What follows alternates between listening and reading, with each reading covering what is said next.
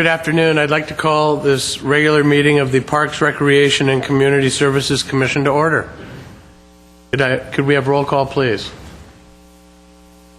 Yes. Here. Here. Here. Okay. And what is next? First, bulletin board.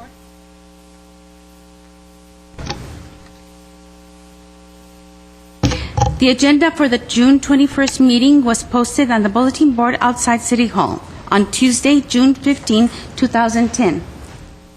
Thank you. And next is commission and staff comments. And we have a request from Commissioner Patrick to go first. Well, there's just so much to comment on for things that happened over the weekend. First of all, I want to congratulate Commissioner Sharkey for the wonderful Art from the Ashes exhibit that opened on Friday and Saturday nights. The Art from the Ashes is absolutely wonderful. I would encourage everybody to go down and take a look at it. It's just beautiful, and you did a fabulous job putting it all together, so I want to congratulate you. Yeah. And Art from the Ashes is, of course, right now supporting Deukmejian Park. And then on Saturday, we got to all go up and see Deukmejian Park reopened. And that was a real thrill, too, to see the park reopen after the station fire. It's a beautiful park, and it's just going to be really great. So congratulations to all the staff and all the people that worked on the park, because I know that was a big job to get it so that it could reopen for hiking so quickly. So thank you so much, staff and everyone that worked on that. Congratulations to you also. Commissioner Sharkey? Well, I just want to thank everybody who was there Friday night, Saturday night. You have to visit the gallery. Glendale Parks and Open Space Foundation. This was our very first event, and it is so exciting. You will not believe when you walk into this gallery. And what was so fantastic is people there lingering and staying, and even Saturday night, we were so crowded and so busy that we stayed open an extra hour. And then Sunday, which was yesterday, more people came in. We sold even more artwork. So you must come down and see what, from Deukmejian and Wilderness Park, after we lost 700 acres, how artists went up there, 64 artists, and went through the raw material and debris and created works of art you will not believe. So please come visit us, 216 South Brand. I just would like to echo how fabulous that event was, and as great as the event was Friday night and Saturday night for the opening, my wife and I are looking forward to going back midweek when there's not as many people there, and we can really get a chance to absorb and enjoy all of the fabulous art, and it's be a little bit more private. It was absolutely fabulous. And again, the opening of the Deukmejian Park on Saturday was great. But another thing that I participated in this last week or a couple of weeks ago, was the river ride. And I took the 36-mile ride. Didn't think I would make it, but somehow I did. And it was absolutely fabulous, and look forward to next year's. Yes. George reminded me, let me give you again the address. It's 216 South Brand, and it's called Art from the Ashes Exhibition, and we're closed today, Monday, but we're open every day from noon to 6, so please stop by. Guaranteed you'll be so glad you did. Staff comments? No, just that I want to thank all of you for supporting the reopening. All of our dedications, really. We're really blessed that all the commissions do support our work. Without you, I think we wouldn't be as effective, so thank you. Taking time out of your busy day to be there for the reopening and all the dedications, really. Also, the Art from Ashes, you were all there. Really nice, and it was a great event. I was completely blown away by the art and just the setup. It was truly professionally done. And just one other comment about the bike ride. The others, I know there were probably other city people there, but I did see Councilwoman Friedman there. She went on, also was on the 36-mile ride, and it was really great. Okay, anything else? No? Okay, then what is next, please? Next is oral communications. Discussion is limited to items not a part of this agenda. Each speaker is allowed 5 minutes. Commission may question the speaker, but there will be no debate or decision. The director may refer the matter to the proper section for investigation and report. Okay, first we have Kenneth Kahn.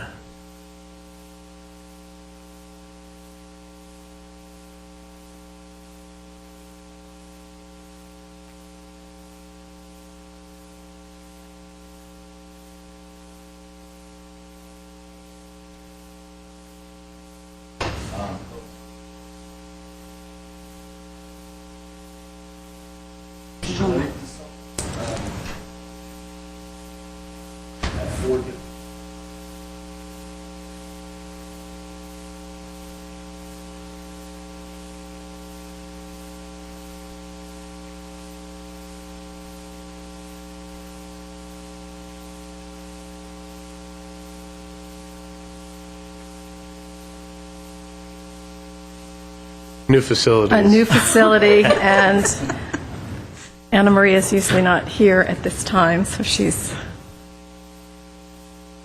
taken time away from her regular.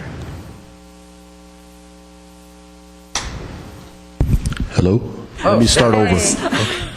Good afternoon, members of commission. My name is Kenneth Kahn within the Community Services and Parks Department. Community Services Supervisor that oversees the Movies in the Park program. I wanted to come by today and give you guys a brief overview of the Movies in the Park program and the movies that we'll be showing this summer within the Movies in the Park program. We have 8 different movies that we'll be showing at 4 different park sites this summer. We'll kick off this Friday, June 25th, with Iron Giant at Palmer Park. It's an animated flick with Jennifer Aniston as the background. That'll be once again this Friday at Palmer Park. We'll come back to Palmer on July 2nd for Star Trek, for all you Trekkies out there. Once we're done with Palmer Park, we move on to Pacific Park, where we'll be showing Where the Wild Things Are on July 9th. We'll come back the following week, July 16th, for The Blind Side. Once we finish up with Palmer Park, we move on to Verdugo Park on July 23rd, and we show Monsters vs. Aliens. The following week, we come back on July 30th, and we show Sherlock Holmes. We then wrap it up at Montrose Park with Harry Potter and the Half-Blood Prince on August 6th. And then on August 13th, our final movie, which is Planet 51. So we have a very fun-packed summer movie series for you. So please come by and take a look if you do get a chance. I have some brochures that I wanted to give you all, just outline some information. Benny, where can people get the brochures from? They can either stop by City Hall, or we have them at the movie sites when they actually come by. We have a bunch of brochures. Information online? Yes, information is also posted online. So it has basically all the details of what movie, what date, what park site, and then they can also give us a call, of course, at the number listed on the website. People should go to the Community Services and Parks website. Correct. The website basically outlines what movie, what date, and so forth that is specifically playing. And then if there's any additional questions, you can always give us a call. We encourage people to bring their own lawn chairs if they want. That way they don't have to sit on the grass. It's outdoor seating, and it's a very good chance to have basically a night of family fun without having to pay for it. And I mean, I'm sure we all know how much movies cost nowadays. It's a great night of free entertainment, so. Did you want to mention the concert series or the theater? Sure. We also, like I stated earlier, the Movies in the Park program is within our broader Movies, Music, and More series. We also have our summer concert series. We basically have our concerts over at Verdugo Park, and then we also have our Theater in the Park program. So all that information is also posted online. You can basically just look it up, and any sort of detailed questions you have, you can go ahead and call. Great. Thank you very much. I remember when this program started at Maple Park, and we were struggling to get 100 kids there, and it really has changed and grown, and this is really a great program. Great program, absolutely. Thank you all. Great movies. These are great movies. Well, thank you. Thank you very much. Okay, next we have Ross Ferris.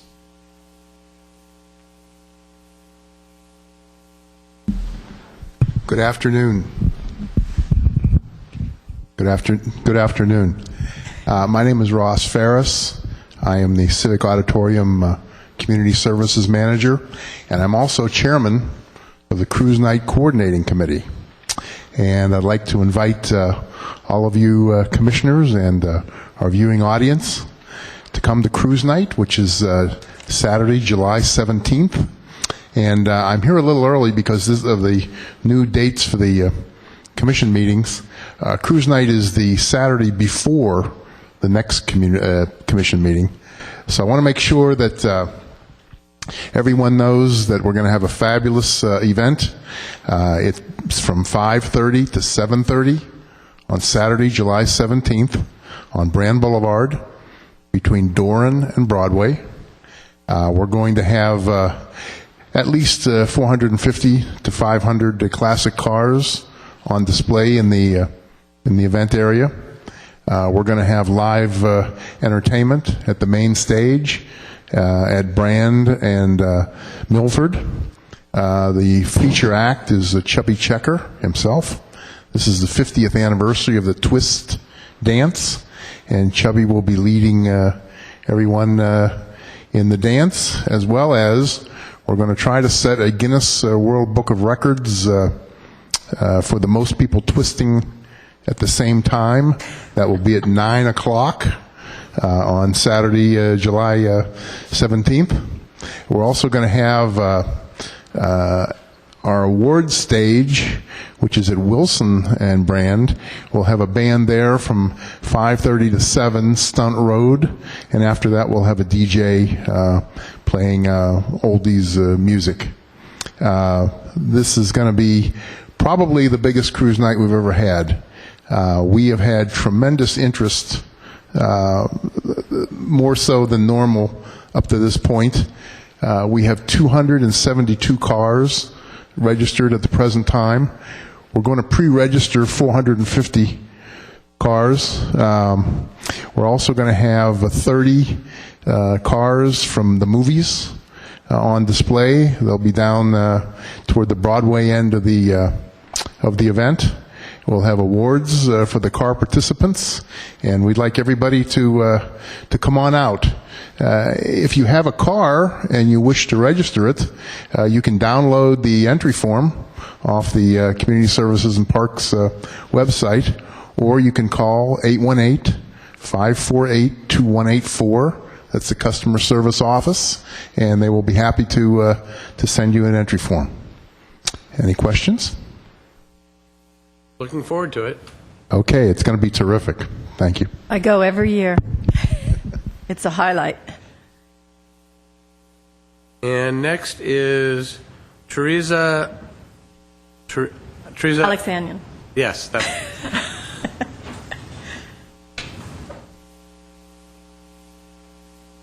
Good afternoon, members of the Commission. My name is Teresa Alexanian, and I'm an administrative analyst with the Community Services and Parks Department. I have a brief PowerPoint presentation with an update from the Art from the Ashes art exhibition that the Commission already mentioned. And I believe PowerPoint up there.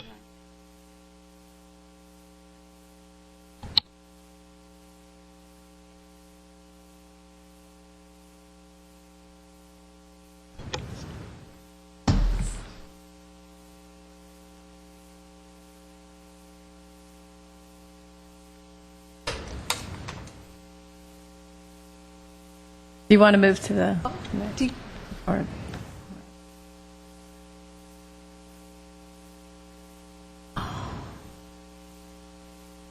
We can wait. okay, sorry, brand new facility, brand new room, remodeled. New equipment. It's Yeah, all new equipment.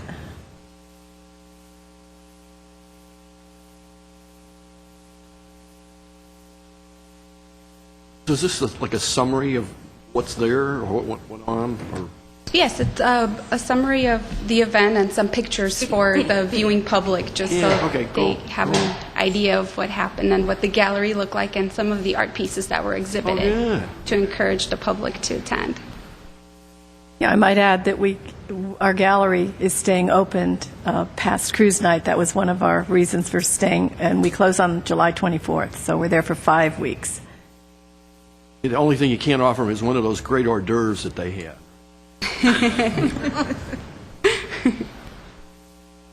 I don't know if you have a picture of it in your slide presentation, your PowerPoint presentation, but one of the most magnificent and interesting pieces that some of us found was it was done by a 10-year-old boy, and it was just amazing what they did there. What he wrote, I think, we should submit to the news press. It was just beautiful what he wrote. That little caption under his robot. That one is particular.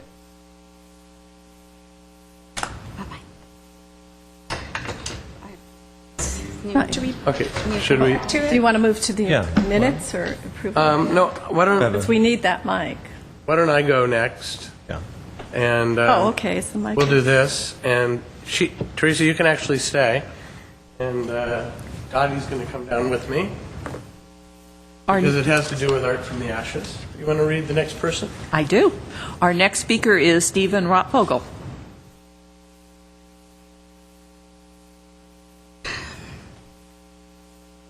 Well, Dottie, it gives me great pleasure to present you and the Parks and Open Space Foundation a check for $1,000 from the Glendale Sunrise Rotary Foundation, which I happen to be the president of.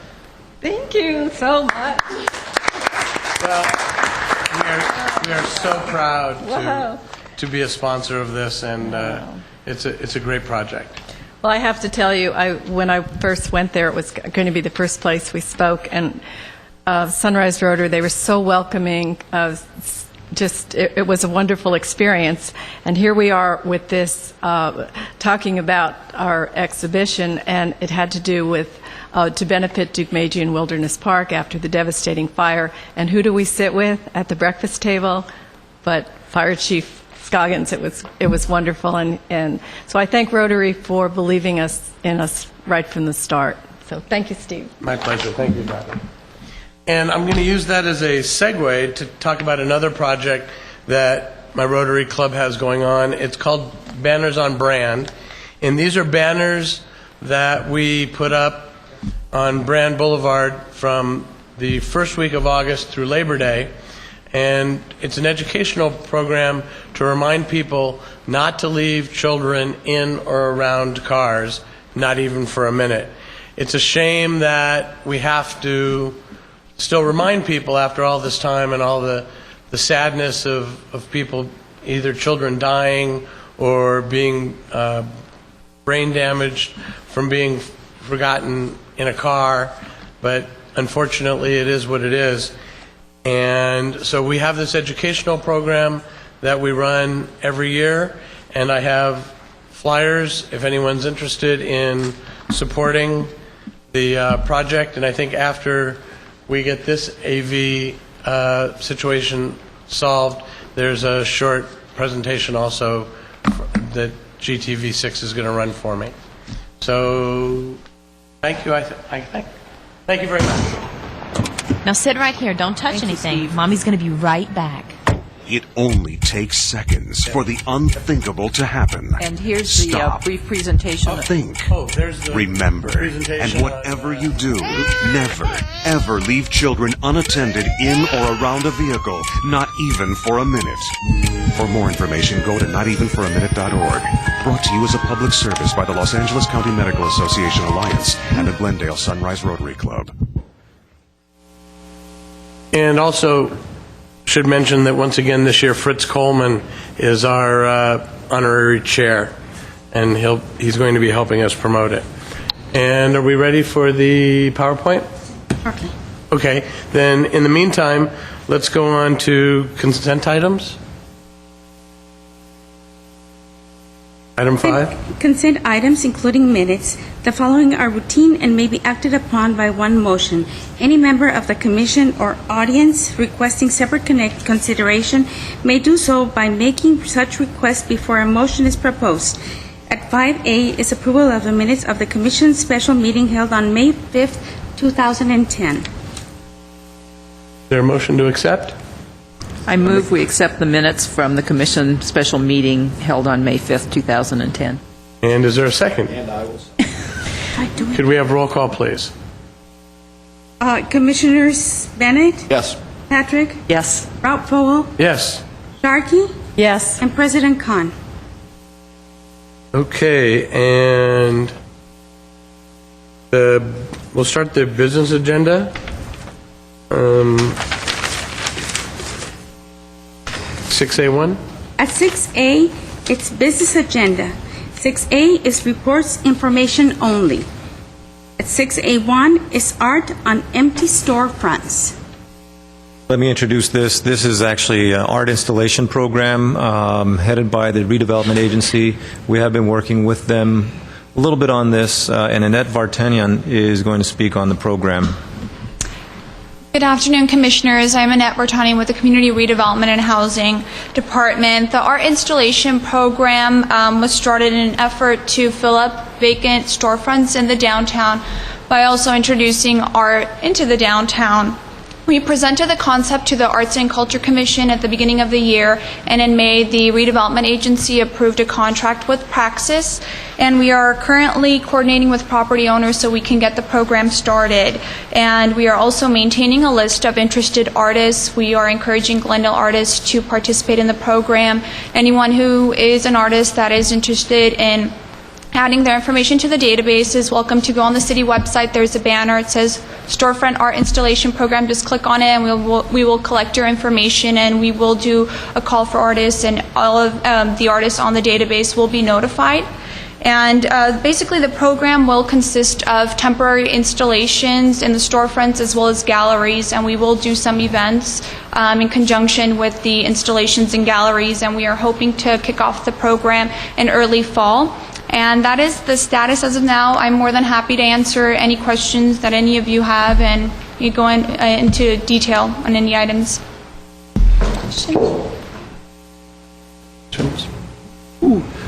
I assume you're going to look at what each artist is going to put up or create. Who actually is going to look and approve or not approve? The consultant is going to be overseeing that. When they do a call for artists, they're already going to have a concept in mind of what type of art they're going to be able to maintain in the storefront or in the gallery, and they will be reviewing the artwork. What's a consultant? So no one from the city is going to approve what they do. It's a consultant. We're going to be working in conjunction with the consultant, but the consultant has been retained to manage the program in its entirety. Okay, thank you very much. You're welcome. Thank you. And I think we're ready to go back to oral communications.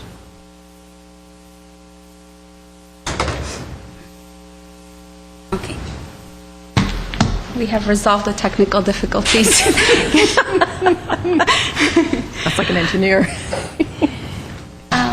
Well, the event, as you all know, it's the Art from the Ashes exhibition, and it's to benefit Duke-Magian Wilderness Park. This was the park before the station fire, and unfortunately, back in 2009, when the station fire broke out, 709 acres of the park was burned.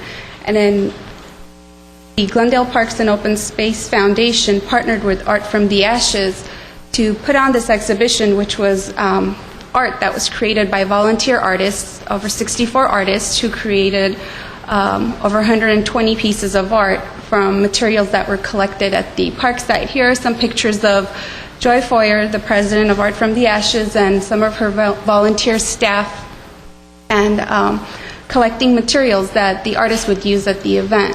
Here's a picture of the gallery site, 216 South Brand, before the space was rehabbed by one of our sponsors. And here's an after picture of the gallery of what it looked like when the event was open for the private reception and to the public on Friday and Saturday. And here are some pictures of the public and also the private reception. You'll see the beautiful art pieces hanging on the walls, on pedestals, and all the art pieces were for sale. We don't really have the final numbers from the two nights of what was sold, but a lot of the art pieces were already sold, so we encourage the public to go out if you're interested in purchasing the art. And as mentioned, the proceeds will go back to benefiting the Duke-Magian Wilderness Park and rehabbing the park. More pictures of the event. We had speakers from council. We had Councilman Draymond, representatives from Adam Schiff's office, Supervisor Antonovich's office, and Carol Liu herself, who presented a resolution to Dottie Sharkey, the president of the Glendale Parks and Open Space Foundation, and to Joy Foyer, the president of Art from the Ashes.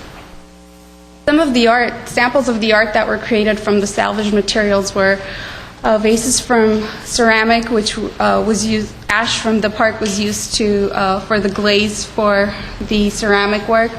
We had some hanging art pieces from wires and piping that were collected from the art site. We had glass, photography. This is of a photography of a tree bark. Paintings and some tile work. So there were a variety of mediums of art. So this is a first of its kind, and I'm pretty sure it won't be the last for our city. So we encourage the public, and we thank the commission for coming out and supporting this great event. So thank you again. And this was kind of a brief overview of what the public can expect when they go out to see the exhibition.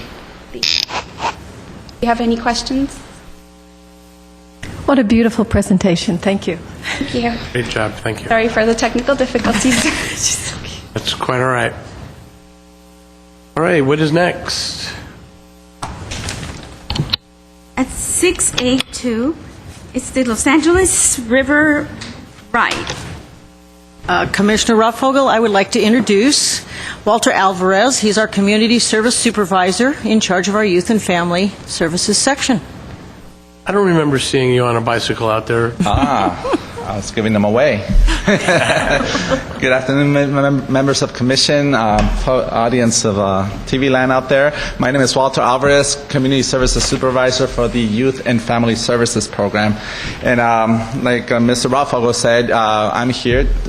They did host the 10th Annual River Ride on June 21st. That was on a Sunday. It was a beautiful day out there to be out there and be part of this event, which was sponsored by our department along with the Los Angeles County Bicycle Coalition.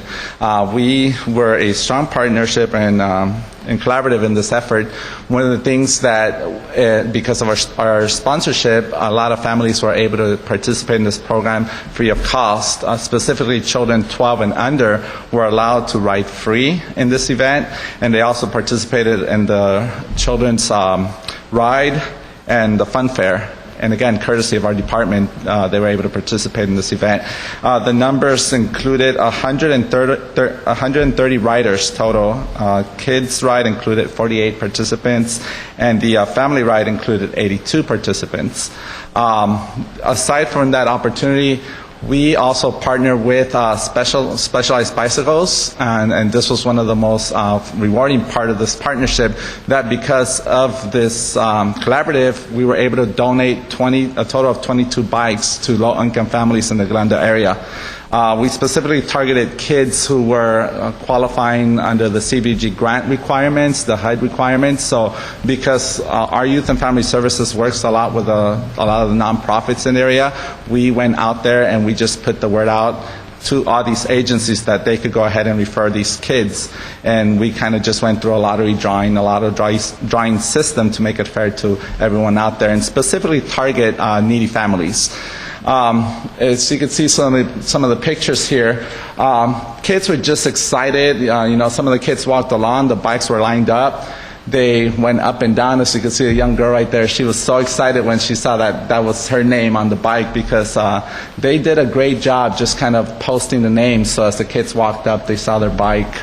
Once they were, called up, a lot of the kids also wanted to ride their bikes immediately. As you could see, one of the team members from Specialized was adjusting this kid's bike, and right after adjusting that bike, he just got on and started riding it. It was it was exciting to see the excitement on these kids' faces. I think it was the first time they've ever had a bike. Aside from the bicycle, they also received bike locks as well as safety helmets for these bikes. I had the opportunity to go to some of these agencies. I met with 3 of the kids after the event, and they were just explaining to me how fun it is to ride these bikes and how they're able to shift gears. And so, just seeing that was fun, just going back to the community and seeing the kids' reactions to receiving these gifts.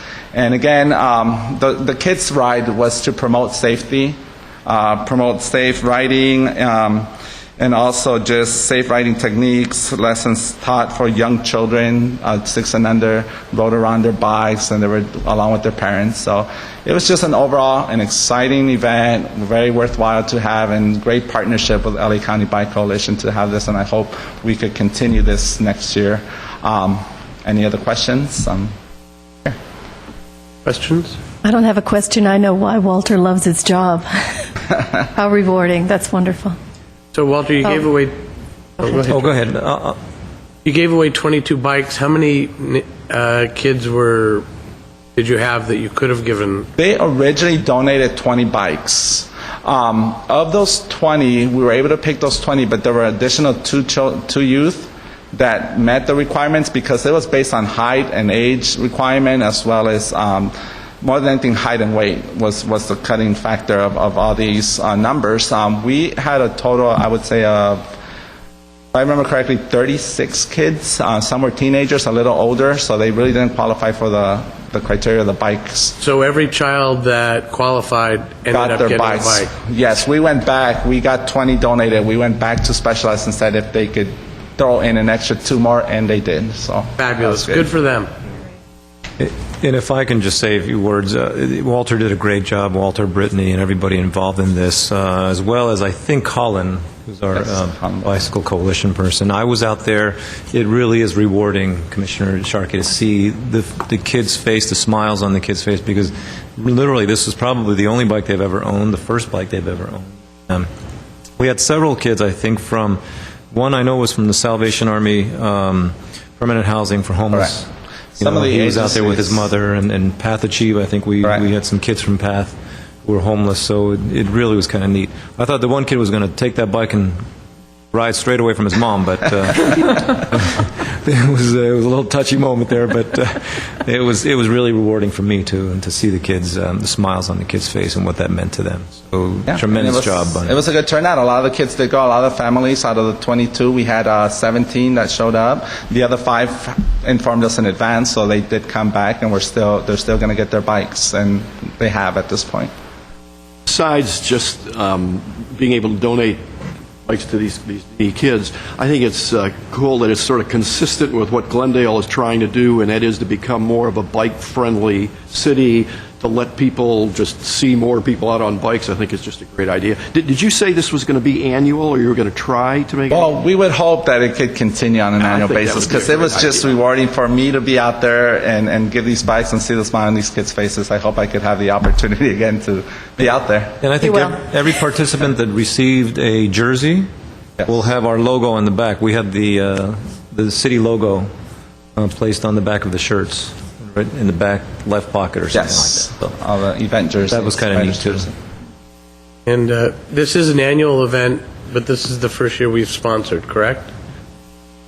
At least at this level? I'm not sure on the details. I believe it is, though. I think I asked Colin. He mentioned that it is the first. I believe it is the first. I think the prior year someone else sponsored the kids ride. This year we sponsored the kids ride. They came to us and we sponsored. And we're a good fit because we continue to promote these kids to come out to our events. We are hosting a bike ride up in Malibu Creek in 2 weeks, so we're encouraging those same kids to come and participate, bring their own bikes, and go out there. So we're going to continue promoting it from here on. And I have to tell you, the quality of the bikes, these had to have been $180, $200 bikes Actually, easy. $280 bikes. $280 bikes. These were not cheap bikes. These were good bikes. No, actually, for a good bike, that is cheap. Well, right. Unfortunately. They probably came from China. Yeah. So cheap, but just the gear alone is pretty expensive these days. So. Yeah. Yes. Yep. So, good job, Walter, again. Thank you, Commissioner Rafogo. Thank you. Thank you. Have a good day. Walter's the one that started the movies project, too, so He was there from the beginning. he was yes. there from the beginning. He's a good guy. Okay, what is next, please? Although the crowds got bigger when he stopped doing that. I'm not sure. Yeah, but, maybe you're right. All right, what is next? At 6A3, it's Verdugo Workforce Investment Board. I'd like to call up Don Nakamoto and Rich. You're going to be as well. Okay, Rich Rocha is going to be presenting.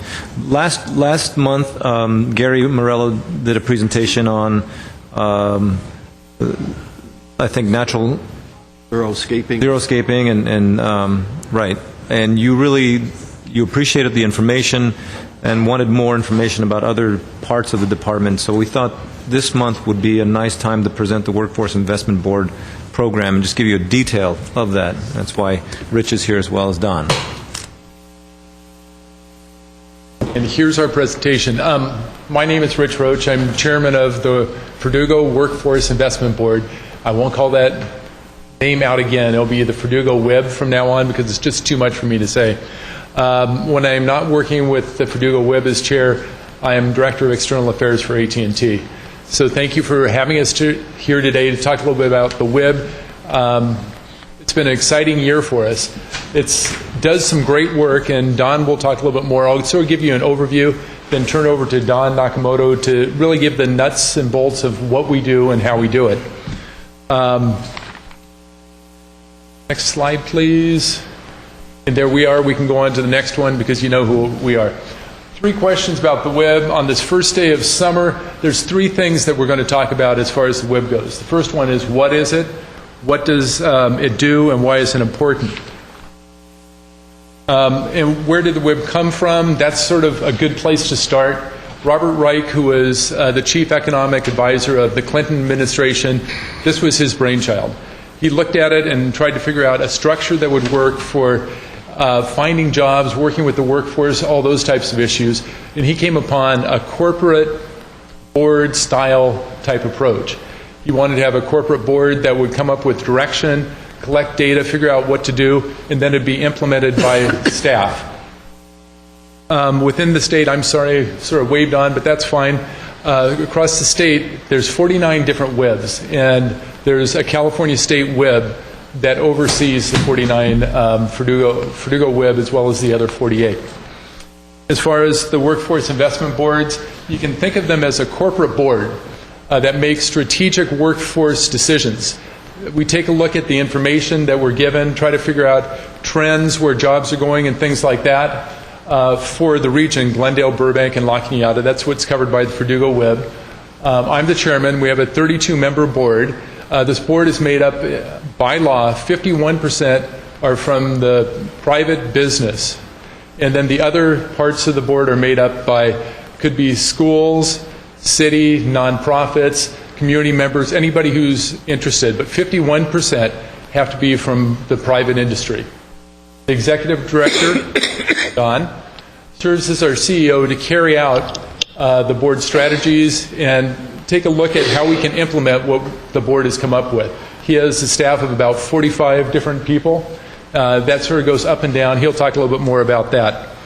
The mission of, next one, the mission of the web, we prepare and connect residents to jobs. When you look at the need has increased dramatically. This year we've been averaging about 9,000 visits per month at the Job Center. This is more than triple what it was when the recession started in about 2008. So the need keeps on growing, not only here, but we also have a one-stop over in Burbank also.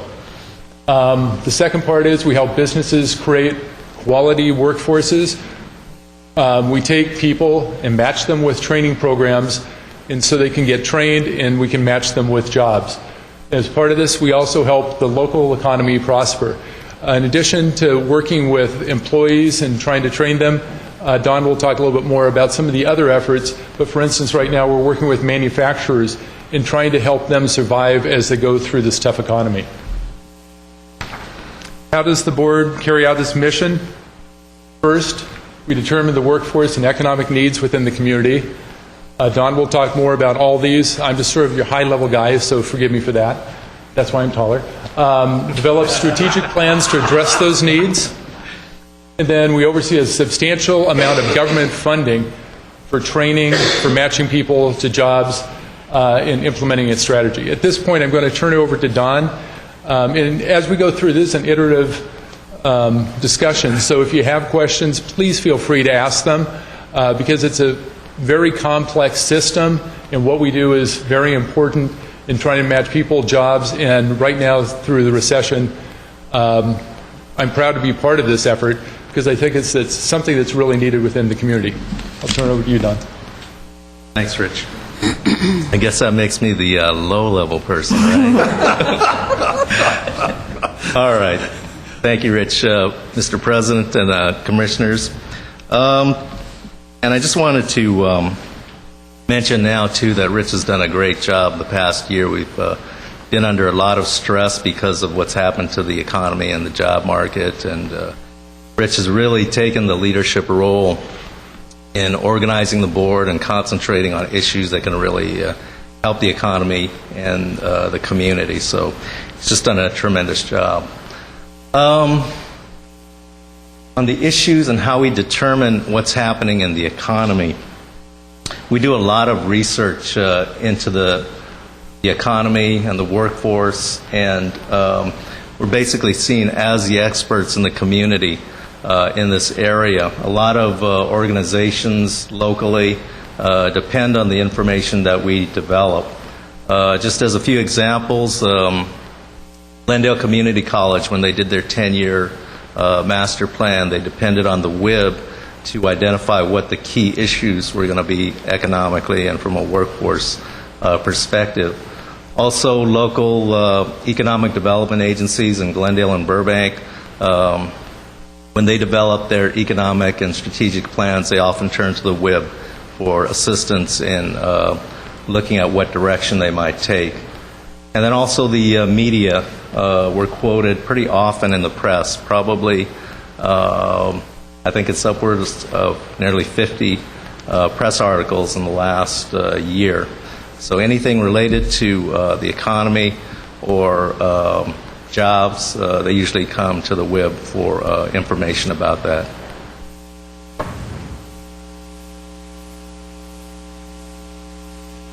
Our next, we also do regular reports on the economy, so our WIB members are aware of what's happening, and we do forecasts of what we believe will happen within the next 6 months to a year.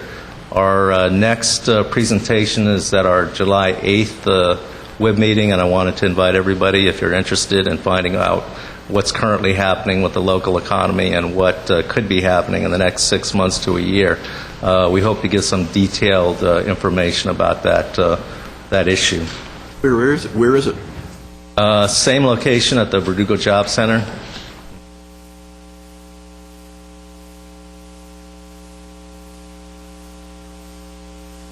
Our WIB has one of the best reputations in terms of doing analysis and research on the local economy.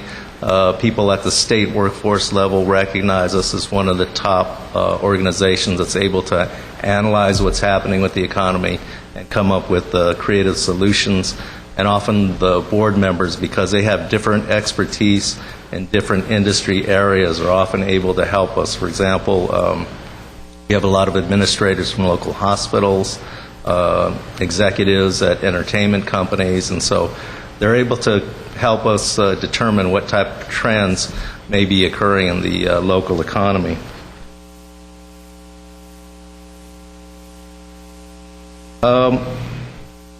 There seems to be 3 categories that really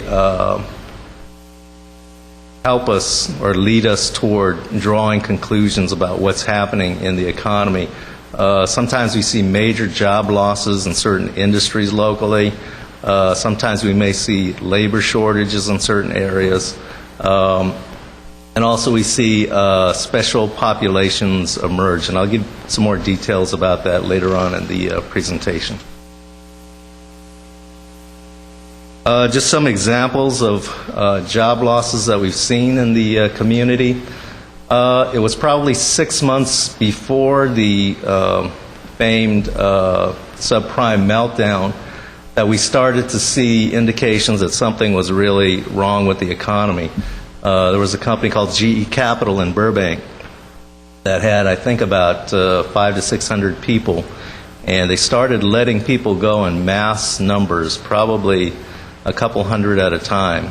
And so there were other title companies. I think Glendale was considered the title capital of the world, or Southern California at one point, and also a lot of mortgage-related companies. And we started seeing layoffs across the board throughout those industries. So we knew that was happening. We're the first organization that received a grant to assist those workers that were laid off, because we saw a little bit of what was coming down the road. Also, we had a facility in Burbank, a Kodak film processing laboratory, and they laid off 350 people and closed their facility. And it became evident that the digital camera had just basically started to wipe out that whole segment of the workforce. So the film processing industry, we received a grant to assist all the workers in Southern California that were in that industry and were being affected by this transition to another technology. Also, you may have heard about the Interstate Bakery, Glendale, and they laid off and closed their facility. They laid off about 450 people. They produced Wonder Bread at their Glendale facility, and that was due to this shift, this trend toward lower carbohydrate food and away from white bread. So that trend we identified, and were able to start working to transition those workers into some other career area. In the area of labor shortages, some of you may remember during the 1990s we had a big run on a lot of animated type of effects films, the Toy Story, the original Toy Story, and others. It drove the creation of 5 studios, entertainment studios, that were related to digital or animation. And there was such a labor shortage locally that some of the studios were saying if they could, you could refer somebody that was hired by their company, they'd give you a $35,000 bounty to fill that need. And they were searching around the world for talented digital artists. The other thing that was happening in the local entertainment industry was that there was a transition from doing or making films from a basic type of system to a digital system. When somebody shot a film, say for example Gladiator was one of the first, they may be in Europe shooting the film, and then they would take the raw film and then ship it by FedEx maybe to an editing facility in Southern California. That would be then shipped maybe to the East Coast to do special effects type of work. But with digital technologies coming in, all of a sudden they were able to just email things. So they could shoot the film in Europe. A director could email it to an editor in Santa Monica. That editor can make changes, email it back to the director, and that had huge implications for the workforce. They weren't prepared for that type of transition to a digital area, so they had to learn a whole new set of digital skills. And so the WIB was able to respond to that. We received about $4 million in grants and trained 1,500 local workers so they could continue to work in that field.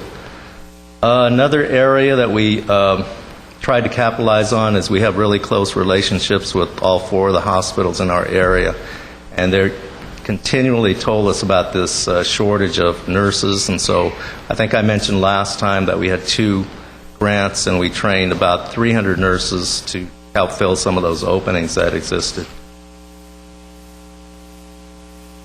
A final example is that we have a lot of special needs populations in the area. Besides the fact that we have an aging baby boomer population in this region that's fairly big,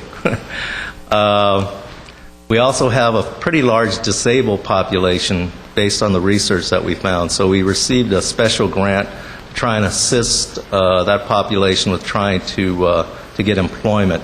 Also, a lot of returning veterans to our area, and we have some special grants in that area. And also, Glendale has one of the highest levels of welfare recipients in Southern California.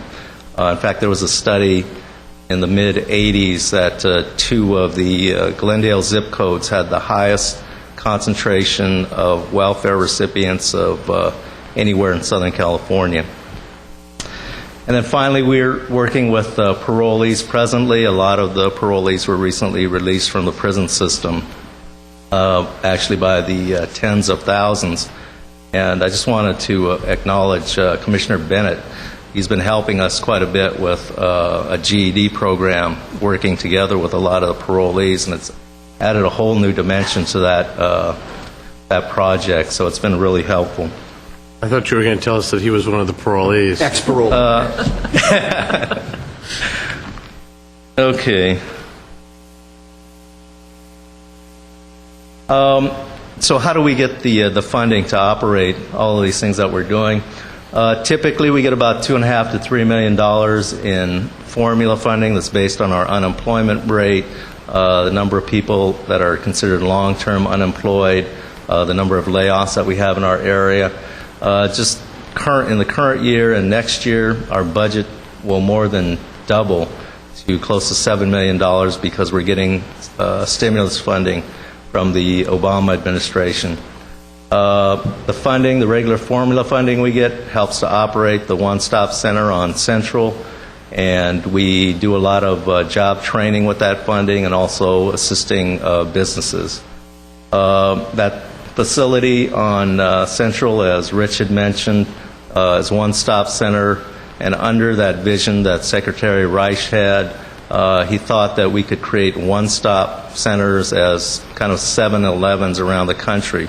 So if you had a need to advance your career or find a job, or a business needed to find employees, they could all go to one location to get those services.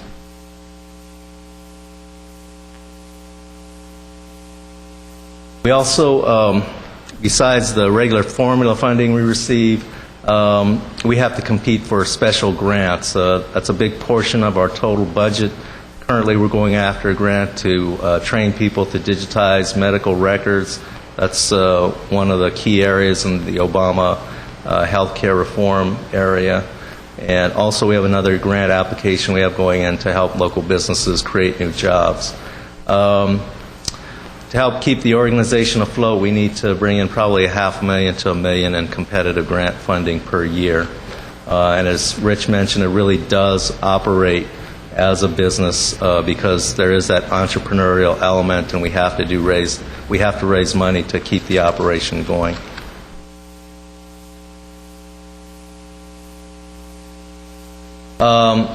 The biggest issue that's come up in the last year, we were given $3.3 million in stimulus funding by the Obama administration to help jumpstart the local economy and to prepare workers for employment, the unemployed workers.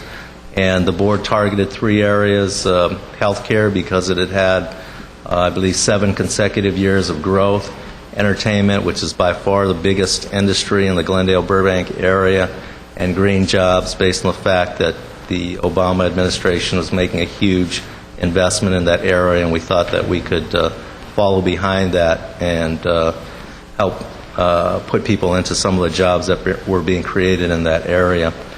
So the result was that we created over a dozen strategic projects with that funding.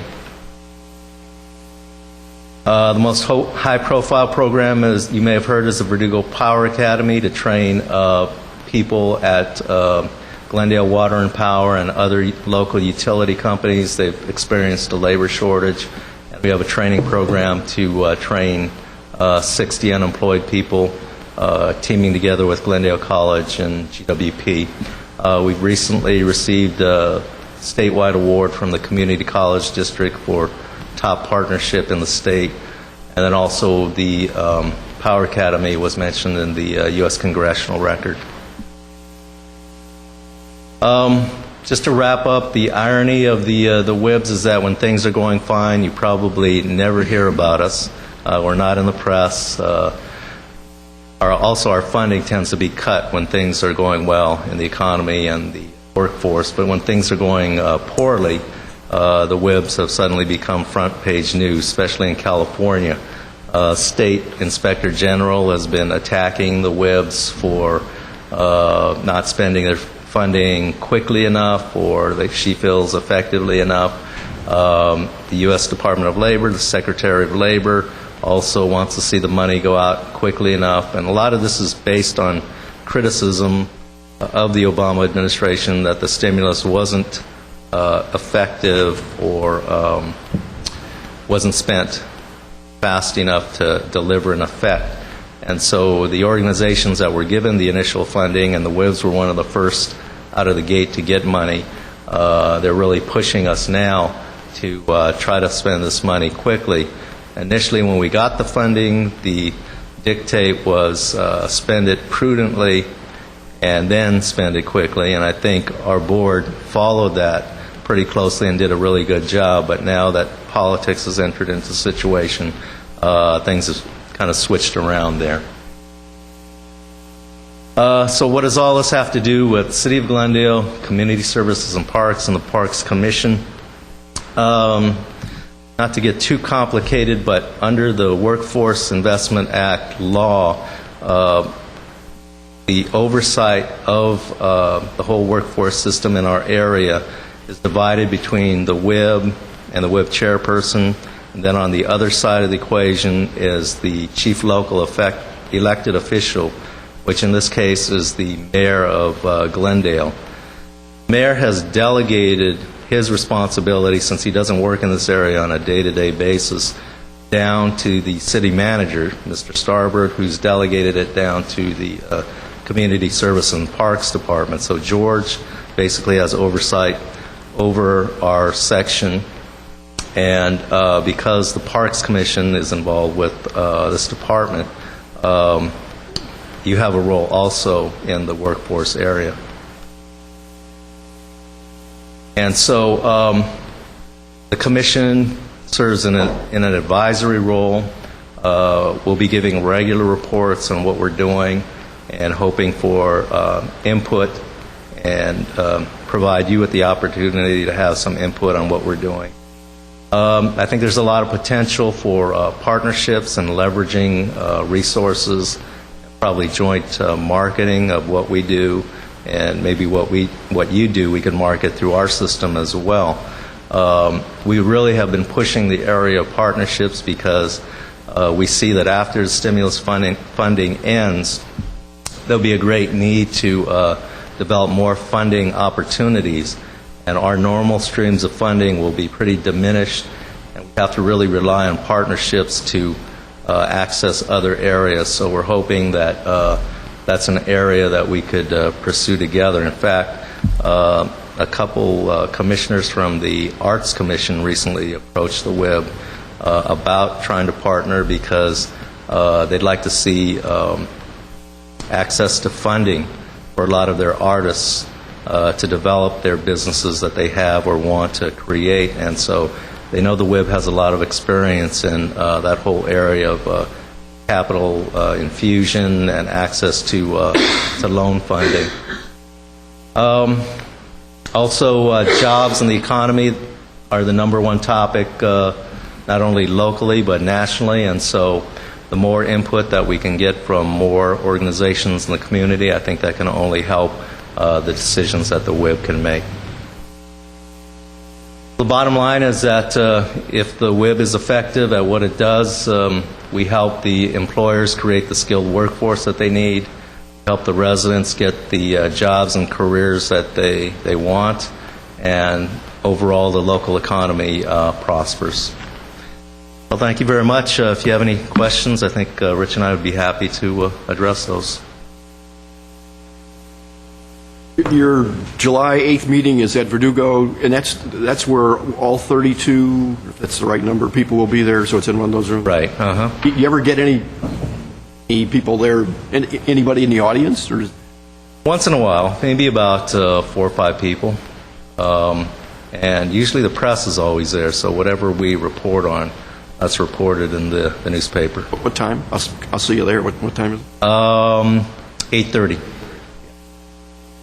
If you'd like, we can put you on the mailing list, let you know when the meetings are, if you want to drop in as the commissioners. You have time? Okay. Be great. Thank you. That was interesting, challenging. All right. Great presentation. Yeah. Thank you both very much. Absolutely. Thank you. Thank you. Don't let Rich get away with the short jokes anymore. Okay, what is next? At 6A4 is the monthly activity reports. George? As usual, we have monthly activity reports from all the various sections, starting with Park Services. If you have any questions about that, we have Raymond here. If not, really not a lot to report on except standard things at this point, unless, Raymond, you have a few things you want to talk about, but I think pretty standard. Members of the Commission, thank you for coming to the grand reopening of Duke-Magian Wilderness Park. Your presence there made the event a success. And I just want to point out, in preparation for the reopening, our staff spent a great deal of time fertilizing and mowing the turf, spraying weeds, and revitalizing the plant life. As you saw, they did a great job. But that was just the beginning. We will continue to restore the park back to its original beauties. Raymond? The rattlesnake looked really happy. And so did all the kids. That was a great event. Yeah. I think in one of the first pictures in the Art from the Ashes presentation earlier was a picture in the background of the McFall oak, and that was really a special part of the presentation and everything that was out there. You guys, with that and everything else that you did, it was actually a fabulous job. It was a great day, the weather, everything.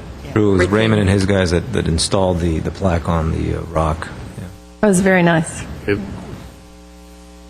The rock was there already, though, right? You didn't move the rock, did you? We did. We had to find it. Very good. Perfect. Okay, and what is next? Next would be the Recreation and Community Services update and report. Again, Brittany has submitted a report. If you have any questions, we're here to answer them. I just have one thing to add, where it was the Community Service Office registration, very first section.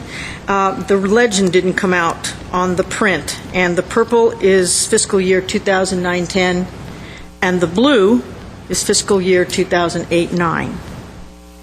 So as you can see, when we understand the legend, we've increased our registrations this year. And then something just to add, collaboration with the Parks section. Recreation and Parks have collaborated to do some improvements to the koi pond.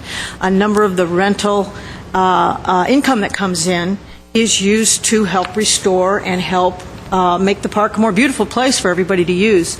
And the koi pond, I believe in the next month or two, Gary Morello is going to come to commission with a report on the koi pond, and that's a combination of Parks and Recreation sections working together in order to make that happen.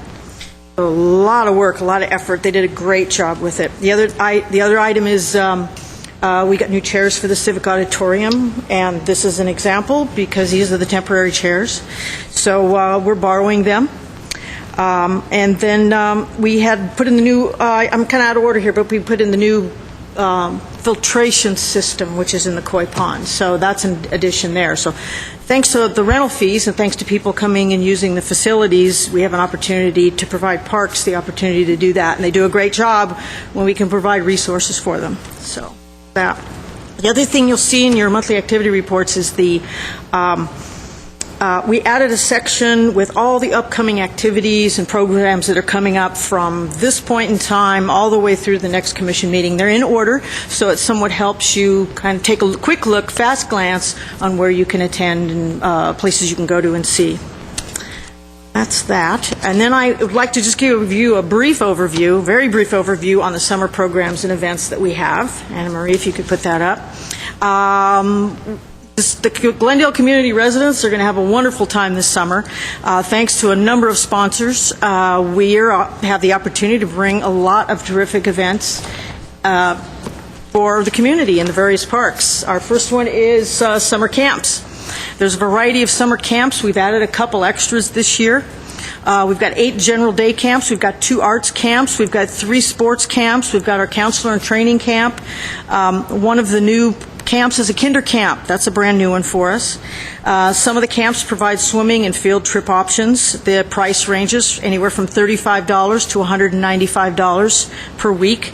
So that's very low fees for camps. There's extended hours to meet the needs of working parents at some of the camps.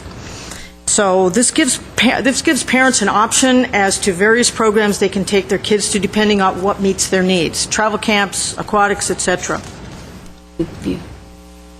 Okay, I'll just keep rolling. The Summer Aquatics Program. It's held at 3 local pools. We have the 3 local high schools, which is Hoover, Glendale, and Crescenta Valley High School. There's a variety of scheduled activities, as always. We have the recreational move on to summer, swim. There is scheduled activities such as the recreation swim, the instructional lessons, the community swim program, which is the Glendale Gators, we're proud of them, and the community water polo team, which is the Glendale Polo Bears, water polo. A junior lifeguard academy, and we have special events at each of the pool locations. We also have 5 wading pools that are in operation for the summer. Thanks to our parks section, they have put our wading pools back in order, and we're ready to go. And there's also private rentals with those wading pools also, if anyone is interested in that. There's still a few openings in the summer swim lesson programs, so if anyone is interested, we've added additional swim lessons this summer. So if anyone is interested, please contact the customer service office or the parks office, which the number is 818-548-2000, and there's still those few openings left, so take advantage of it, and kids can learn to swim for the summer. We then have our special events. Kenneth Kahn spoke to you about the Moonlight movie series, and Ross Ferris talked to you about, Cruise Night. And then we also have Ken touched on the concerts a bit, but these brochures are available for everyone at any of the community centers. Every community center has these brochures, and we have these handy-dandy little cards that have the schedules with the Shakespeare in the Park, the theater in the park, the movies, the concerts. These go fast, and thanks to our sponsors, we're able to produce this, and a lot of people love these little cards because they're handy to keep on desks. If you want information regarding the movies, you can contact 818-548-2000, which is the City Parks and Recreation Office, Community Services and Parks Office, or go to the website for City of Glendale. The summer concert series starts July 14th. That's our kickoff date. We start with the Verdugo Swing Society, and we move on to oldies and R&B and Rock of the Ages and the Cuban salsa, and it's going to be a fun summer. It's on Wednesday evenings over at Verdugo Park. We talked about theater in the park. We have increased to 5 productions this summer, so that's exciting. The first one will be Sunday, July 24th at Brand Park at 7:30 p.m. at the Doctor's House. Bring your lounge chair. It's a great, great event. Then we have Cruise Night, which Ross touched on. So everyone has to come out and twist. So everyone needs to tell everybody this is a Guinness Book of World Records event. We have to come out and make this huge. So everybody has to come out. Bring friends. And that's it. Thank you. Great job.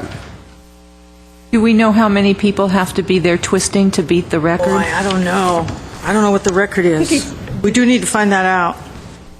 I don't know. Say. I was listening. We should have asked. Yeah, good question. That would have been a good thing to know. Right.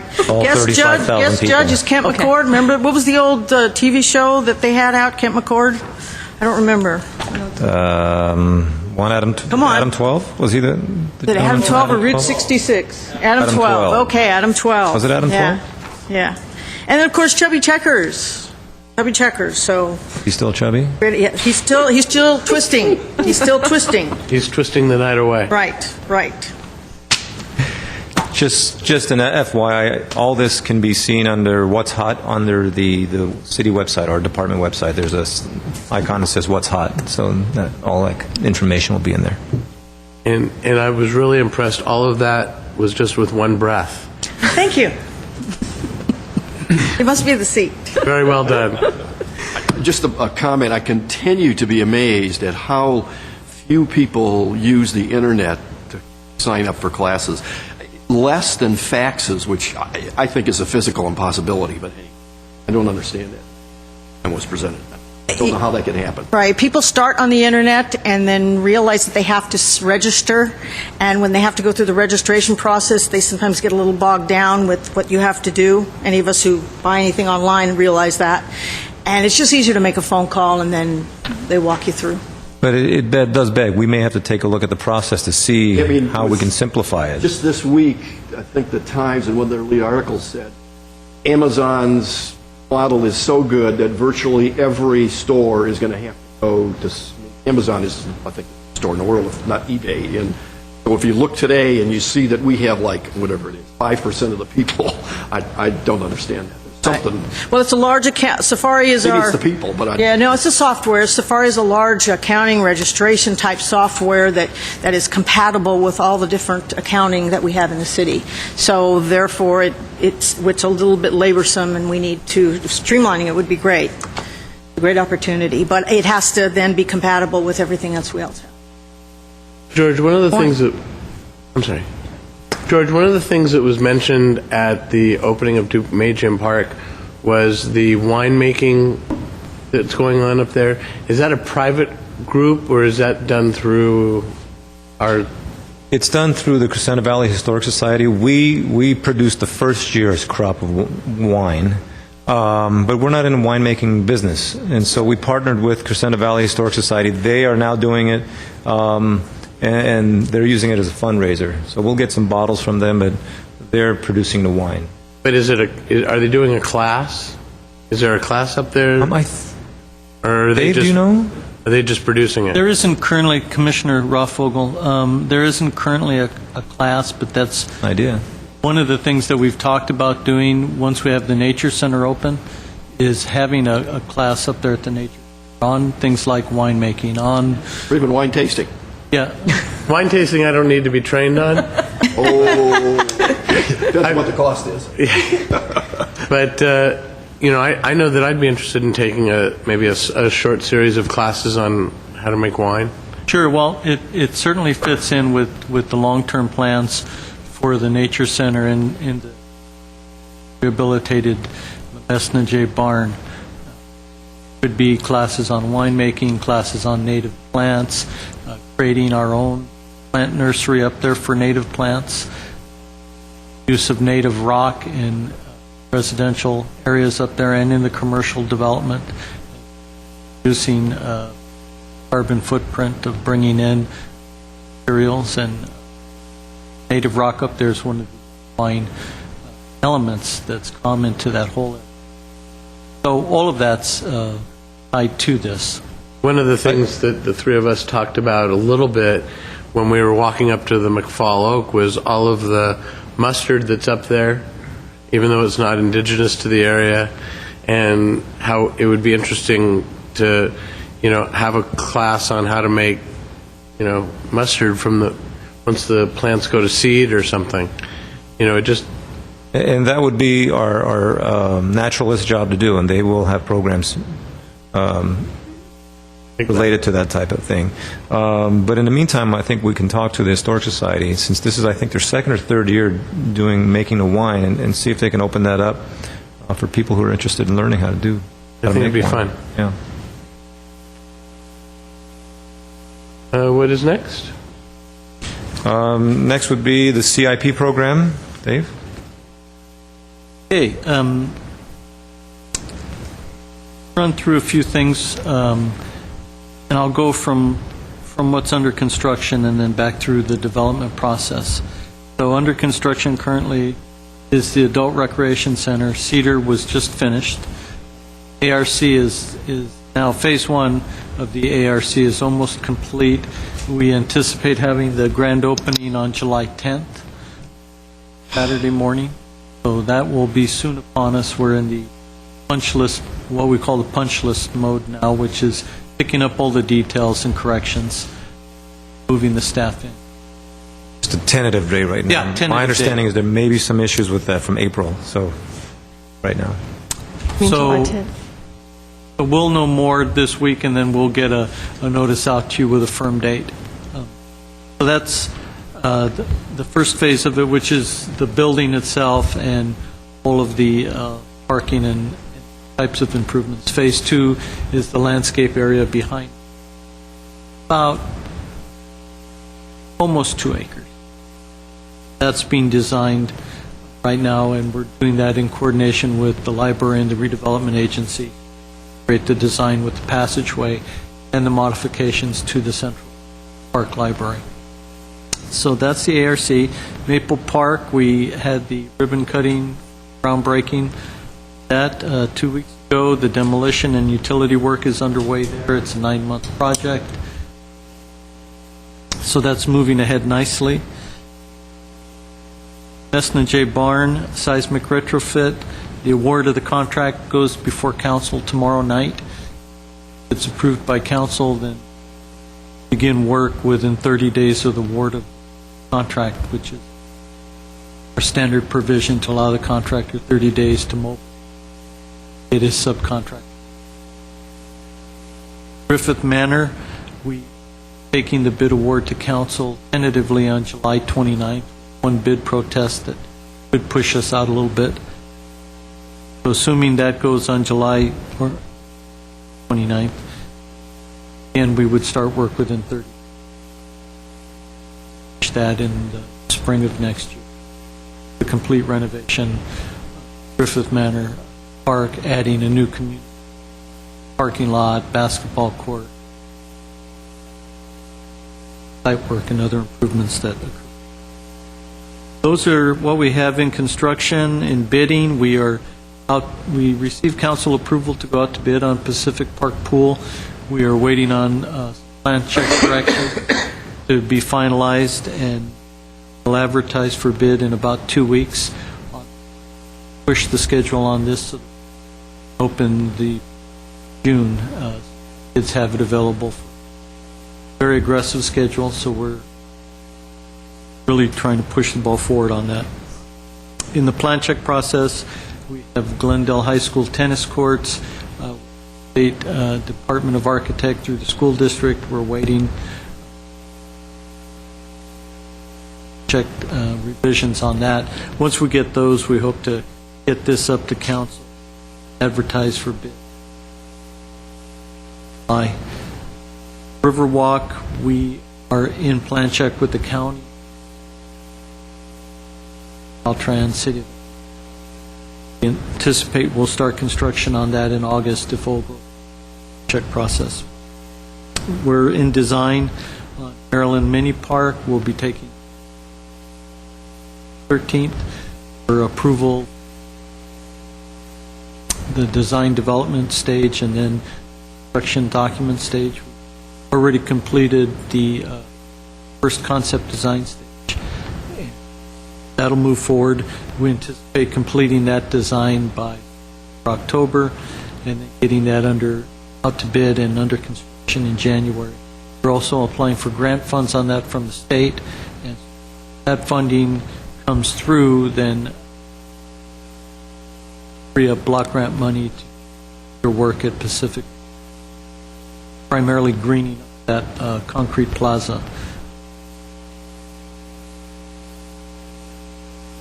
One that the community. Phase 2 of the Adult Recreation Center, we talked about that. That's in design right now. We'll have to take that to get an approval on that. Brand Park and Car Park security fencing will be contract to council in July to bring on architects for that and that in the design process.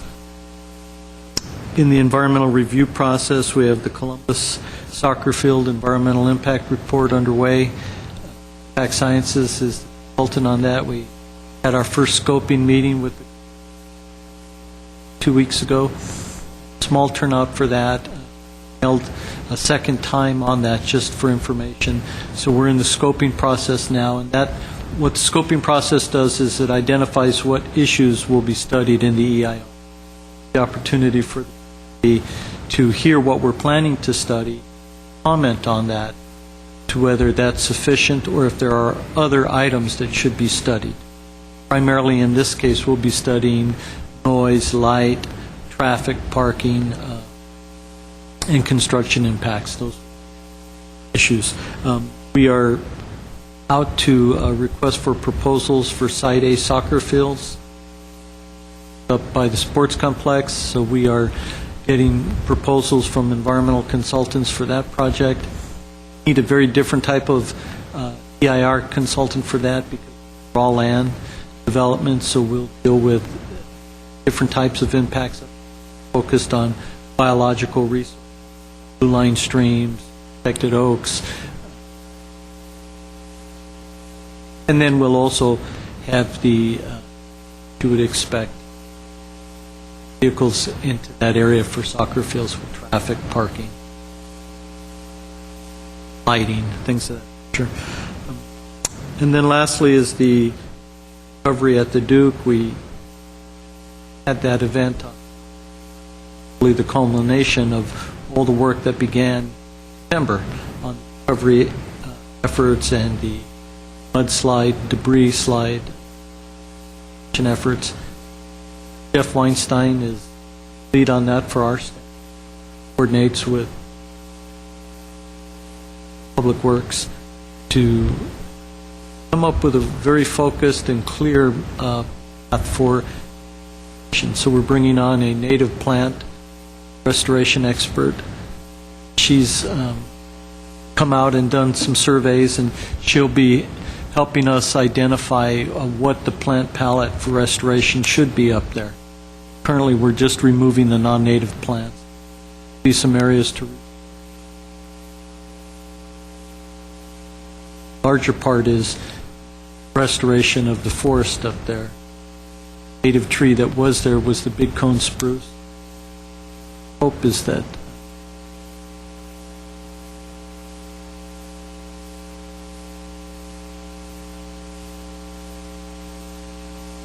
work. The coordination of volunteer events is also Jeff has been leading to the removal of non-native plants, and then also to coordinate rebuilding the trails. And we also were fortunate the Public Works staff allowed us to use some residual funds that they had in a contract with the Civilian Conservation Corps. Got about 800 hours of work that is funded by them that will begin with our trail building consultant. Jeff is also to identify what trails to rebuild, what trails simply need to be routed. Rock slides, and done an engineering evaluation. Geologists and folks from the U.S. Geological Survey identify slide potentials, safety issues. And both have now confirmed that the park is safe to be within limited area. That was the reopening. So that's a whirlwind tour of the CIP. Any questions? You guys are busy. I just have a question on the river walk, the river, that area. Yeah. Now, what's going to council is just phase one, correct? It's already been to council and approved, phase one. So what's the? I'm sorry? Go ahead. Phase one has been approved by council. It's in plan check. Okay. With the county because of the location of it, the county flood control, the Army Corps of Engineers, Caltrans and the City of LA all own property in there and all have approval rights over the design. And then there was some discussion as to whether the bridge over to the other side was going to be Phase 2 or Phase 3. Has that been moved up to Phase 2 yet, or? We have 2 additional phases, Phase 2 and Phase 3. Each involves a bridge. Phase 2 would be a small bridge across the Verdugo Wash where it connects it, like a section, with the LA River next to the power plant. And not that wide, but it's an area where we would have to bridge across. That would create access to the Atwater area, basically, Dorn and San Fernando. Phase 3 is the bridge to Griffith Park. And that's the one that we're really focusing on right now. Part of Phase 2's already been constructed, and it's out of sequence, and that was with the improvements for the Fairmont Freeway flyover. So as that was built, they built in the bike path or pedestrian path along that portion of it behind the power plant. So in that regard, we have a leg up on the project. Well, if I may, Commissioner Rob Fogel, the bridge, the Phase 3 bridge, is of great interest to the Congressman, and it is in part of our funding request, federal funding requests. He's actually pushing it. So we may see some movement on that sooner than we think. We thought that was going to be a long-term project, but he's really liking that, and there may be some transportation money. Great minds think alike. I really would like to see that too, because the bike path, the way I see it now, it's a great beginning, but I think in Phase 1 it's 2 miles? Half mile. Oh, okay. With Phase 2, it's a full mile, but you're hitting on the key point of all the development along the LA River that occurs from Canoga Park to Long Beach. Different jurisdictions, different land ownerships involved, and the whole premise of that project, the river project, is connectivity. That's the point that you're making.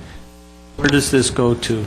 And this bridge to Griffith Park is a way to expand the connectivity along the river and introduce access to one of our great national parks, Griffith Park. Not a national park, but one of the great parks in the nation, Griffith Park, the largest urban park. So the bridge itself, we're working on concept drawings for it and trying to site it from an engineering standpoint for feasibility. And that study's underway right now, and we should have that done in probably another. We can bring that to you for review. And in it, we'll have a couple of different options on where the bridge could go, what the bridge design could look like, what the possibilities are. Cost estimates. That would then all be put together to allow us to have a much more well-developed grant application for funding, either at the federal or state level, in terms of knowing what this bridge would look like, where it would be, what it would. Great. That's super. Oh, and you mentioned about Duke-Majan Park, you mentioned a couple of times about Public Works. I think that as a commission and a department, we really do owe them a big thank you. They not only gave us breakfast Saturday morning, which was good, but they've really stepped up, and I think that we should acknowledge them too, as you did. They've really been our partners. We've been their partner in this recovery effort since the fire and the winter. And it was really a chance for all of us to recognize the public works staff that worked so hard there. And also open the park and provide a thank you to the community for their patience with us. Waited for that park to be reopened. It had been closed over 6 months, and there was a lot of interest in getting back in that park. We kept folks out to allow the park time to recover. By doing so, the seed bed that's there in the park and some of the other resources left undisturbed and allowed to go through that natural process of recovery. Really a fun way to welcome the community back to the park and thank them for supporting us. Love that park up there. not having it available, crimping aisle a bit. Okay, what is next? Do we have any written communication? Well, next we have an item for Oh, I'm sorry. CDBG homeless, and I'll ask Jess to talk about the Chester Street project.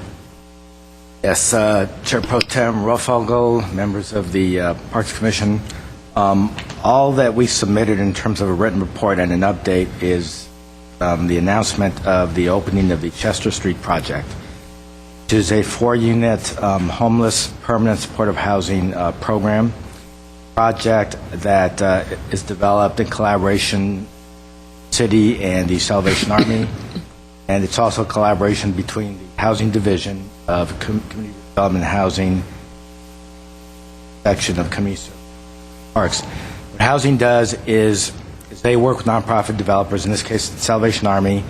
They put together the funding packages for construction, so they build the units, and then we come in afterwards and we provide the programming to homeless families. In this particular case, we also provided federal homeless housing to leverage the construction cost for this project.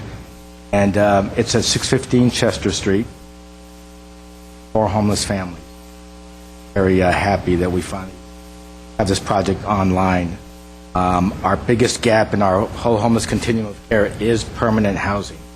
Once a graduate to the various programs complete all of their transitionary steps, they need a permanent place to go. So we'll fill that void by providing 4 units. The other things we're working on, we are planning to go to the City Council on July 13th with 2 reports. One will be an update on the winter shelter program. We're going to provide a report to close out last year's winter shelter program and provide the statistics to the City Council, and also talk about the positive outcomes and some of the negative outcomes of last year's winter shelter program, and hopefully talk about the upcoming winter shelter program, which will be here before we know it, and see what questions the Council might have in terms of Glendale Armory hosting another winter shelter for the 10-11 year. And then the second report we're planning to go to Council with on July 13th is to request approval of the $2 million grant to PATH that we've talked about for the development of a new access center and emergency shelter for families in Glendale. Requesting approval of the conditional grant agreement and the disbursement of the $2 million so they can get their project going and close.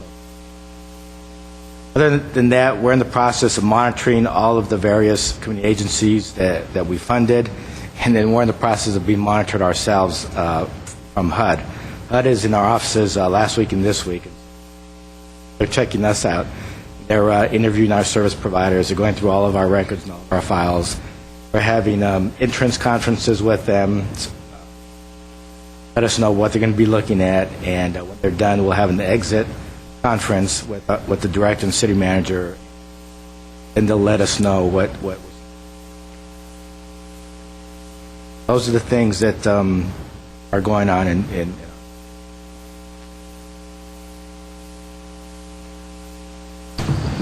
Questions? I was at the Salvation Army Advisory Board meeting this afternoon, and they're very excited about the Chester Street project opening up, and 3 of the 4 home units there are already filled, and you're right, we need more of that kind of housing. Okay, now, what is next? Are there any written communications? Nope.